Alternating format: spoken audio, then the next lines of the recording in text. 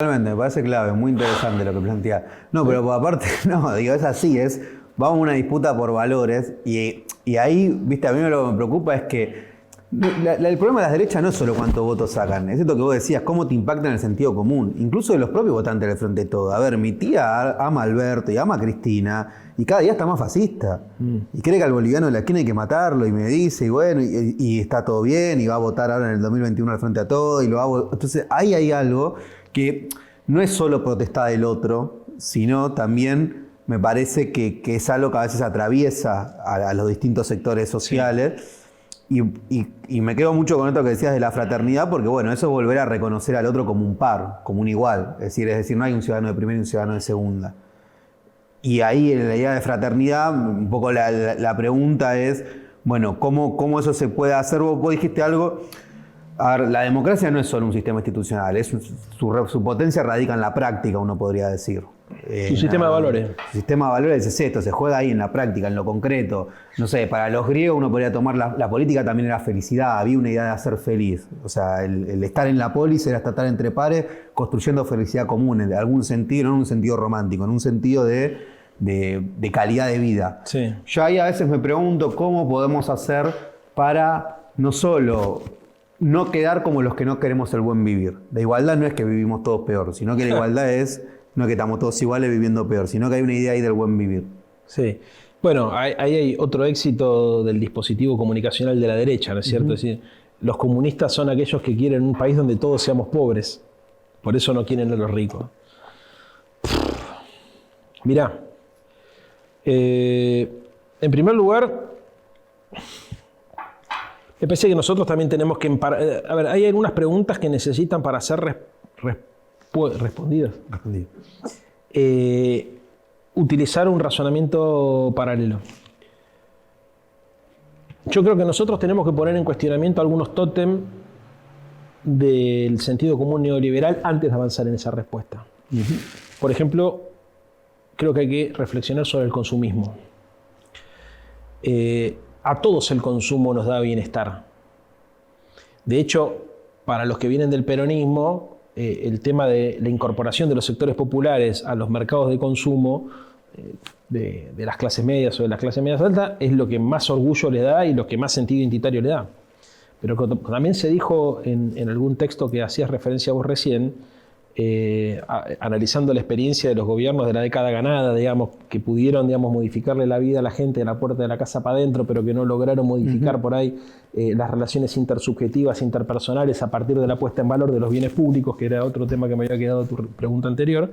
También se dio un análisis alrededor de la idea de que después de haber incorporado a la gente al consumo y no haber politizado esa redistribución del ingreso, lo que generamos fue consumistas que le dieron un valor, porque una cosa es decir, che, regulemos los consumos superfluos para cuidar el medio ambiente, otra cosa es decir, che, incorporemos a la gente al consumo para que no se cague de hambre, y otra cosa distinta es decir, reflexionemos qué tiene que ver el consumo con la felicidad. Claro. No estamos hablando ya de morfar y de vestirnos o de darnos un gustito, sino de suponer que la vida consiste solamente en acumular cosas materiales que en realidad no sirven, como el discurso del Pepe. Que, ¿viste ese discurso que dice, en realidad uno labura todo el tiempo para comprarse cacharros y tirarlos por ahí, y uno supone que compra esas cosas con dinero, pero en realidad no, los compra con el tiempo que le dedica a generar el dinero para comprar esas cosas? Entonces, lo que no entendemos es que lo único que no tiene precio en esta vida es el tiempo. Bueno, esa discusión, que es una discusión filosófica que nosotros deberíamos animarnos a dar en relación a cuál es el sentido de la vida, porque en definitiva además una de las características de la izquierda, la problematización de los problemas humanos, es que nosotros no podemos decir solamente qué quieren los pibes, nosotros necesitamos resolver el problema existencial de la humanidad. Entonces decimos, ¿cuál es el sentido de la vida? ¿Se entiende? Bueno, esa locura nos lleva muchas veces a tener que encontrar soluciones que aborden todas las problemáticas. Bueno, a veces para abordar esa problemática, para mí es importante volver a un concepto que es el de la austeridad, que no es lo mismo que, a ver, la austeridad no significa pobrismo, como diría Pepe, ¿no? Yo creo que nosotros, o la sobriedad, no me salía la palabra, porque austeridad se utiliza para justificar el ajuste.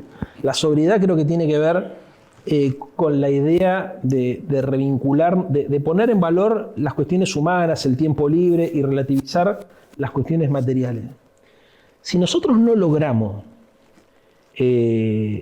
poner en crisis esos tótems, si nosotros no logramos discutir en términos existenciales el modelo de vida que nos proponen, no podemos desarticular el sentido neoliberal de las cosas ni dar la batalla cultural.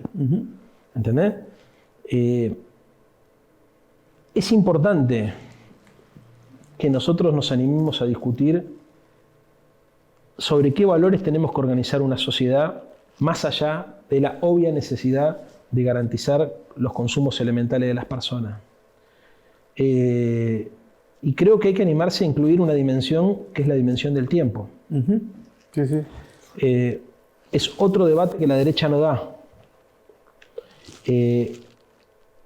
Para ejercer la libertad, lo primero que tenés que tener es tiempo.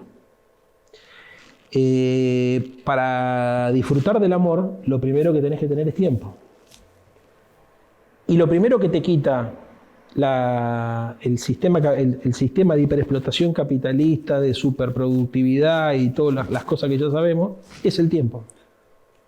Muy interesante ahí. Hace poco hay un filósofo, Byung-Chul Han, surcoreano, que planteaba esta idea de que en el ocio puede estar la alienación también, ¿no? El tipo decía el tema del tiempo, cómo se fue regulando, donde vos te quedás hasta las 3 de la mañana viendo Netflix, incluso a costa de llegar tarde al laburo, pero que de alguna manera estamos en sociedades donde el neoliberalismo te va planteando la depresión, la autodepresión, no la rebeldía, sino te crecen la venta de psicofármacos, crecen las enfermedades que tienen que ver con la salud mental. Y hay una idea, se puede compartir o no, medio de bueno, ojo con que a veces en eso que llamamos ocio, divertimento, hay cierta contradicción y hay cierta alienación. Y a mí me venía también muy a la cabeza un ejemplo muy ilustrativo, viste que en su momento en Bolivia luchaban para que las cholas puedan ir a los shopping, ¿no? Entonces, porque no las dejaba ir la derecha racista, entonces la lucha del MAS era que las cholas puedan ir a los shopping. Bueno, finalmente logran que las cholas puedan ir a los shopping y después los shopping hicieron ofertas distintas y esto que volvíamos a la idea de pensar en consumidores y no ciudadanos. Entonces después, esa misma lucha que tenía su fin frente a una frontera que le ponía, después la propia derecha lo terminaba incorporando de una lógica de consumo. ¿Sabés qué creo? Pará, un minuto. Sí. ¿Qué me parece ahí? Que yo si fuese boliviano trabajaría para que las cholas puedan entrar a los shopping. Y entren y además hasta trabajaría para que tengan y gasten. Pero también trabajaría para que a las hijas de las cholas no les resulte tan aspiracional entrar a los shopping. Claro. Porque yo la entiendo a la señora que durante muchos años quedó de la parte de afuera y decidió estar. A ver, la vida es una sola. Probablemente no exista Dios y probablemente, digamos, no exista reencarnación. Entonces, dejar a la señora que entre. Ahora, si nosotros pensamos más allá de todo esto, también relativicemos la importancia simbólica ¿me entendés? De incluirnos dentro de esas tramas de significación. Porque en realidad la señora no es que quería consumir, la señora quería ser parte. Ser parte, claro. Totalmente. Bueno, ahora te llevo un poco más acá, ¿no? Vos decías atrás lo del lenguaje. Me hacía acordar hace poco, Saborido le preguntaba y me decía, ¿qué quilombo explica del hombre nuevo? ¿No? Si no empezamos a explicar las cosas un poco más sencilla, es muy difícil, porque mi tía está ahí en Bernal viendo la tele y si le explica el hombre nuevo y todo lo que queremos decir. A ver, yendo un poco más acá, a la Argentina. Sí, dale. Es probable que a tu tía no le tengamos que explicar el hombre, le tengamos que estimular con otras ideas. Pero no podemos renunciar a la idea de que a las pibas y a los pibes que les preocupen las cosas más o menos dentro del sistema de valores que nos preocupan a nosotros, estos temas no se traten y no se toquen. Yo sé que nos aleja del debate masivo las cuestiones más de fondo y filosóficas y más cercanas a los valores de las utopías, digamos, ¿no? Pero por otro lado es indispensable, porque si no tenés mucha gente que trabaja para la construcción del hombre nuevo y la mujer nueva, para que vean que me he deconstruido, va a ser muy difícil dar esos otros debates, porque necesitamos un ejército de capitanes que estén motivados por valores trascendentes y que puedan dar batallas cotidianas.